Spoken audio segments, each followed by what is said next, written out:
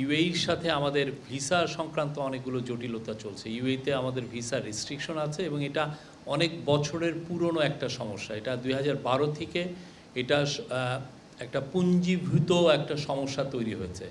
এর ফলে এখন দেখা যাচ্ছে যে যারা সি ফেরার, যারা ক্রু, তারাও অনেক ক্ষেত্রে ভিসা পাচ্ছেন না। সবার জন্য ভিসা একটা বড় ইস্যু হয়ে দাঁড়িয়েছে। তো এইটা চিফ অ্যাডভাইজার মহোদয় এটা ওনার সাথে যখন মন্ত্রীদের কথা হলো, এই বিষয়টা উনি বারবার উঠিয়েছেন এবং আমরা বলবো যে এই বিষয় নিয়ে সিরিয়াস আলাপ হয়েছে এবং এই আলাপগুলো সামনে আরও চলবে।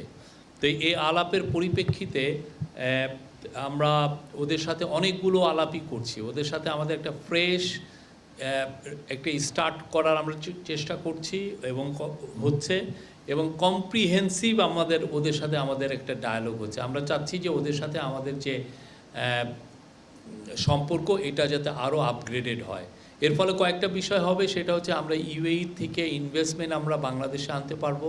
আর দ্বিতীয় হচ্ছে যে আমাদের ইউএইতে আমাদের এখনও যে ভিসা রেস্ট্রিকশন সেটা খুব দ্রুত হয়তো আমরা চাবো যে এটা দ্রুত এটা চলে যাক। তো এইটা ভিসা রেস্ট্রিকশন যদি লিফটেড হয়, আমাদের আবার আশা যে অনেক বাংলাদেশি সেখানে চাকরি পাবেন, ইভেন এর মধ্যে স্কিল লেবার এরাও অনেক চাকরি পাবেন। এটার জন্য প্রফেসর ইউনূস অলরেডি তার যে স্পেশাল অ্যাম্বাসাডার আছেন, এনভয় আছেন লুৎফে সিদ্দিকে, এই বিষয়ে উনি অ্যাসাইন করেছেন এবং লুৎফে সিদ্দিকি ওইখানে 4-5 জন মিনিস্টারের সাথে কম্প্রিহেন্সিভ কথা বলেছেন। তো এই কম্প্রিহেন্সিভ কথার আলোকে যেটার আউটকাম সেটা হচ্ছে যে তারা এখন বাংলাদেশের ব্যাপারে, বাংলাদেশের সাথে সম্পর্কর ব্যাপারে আরও একটু সিরিয়াস এবং সেক্ষেত্রে আমরা আশা করতে পারি যে ইউএইর প্রচুর ইউএইর সাথে আমাদের যে সম্পর্কটা যেটা একদম তলানিতে চলে গিয়েছিল সেটা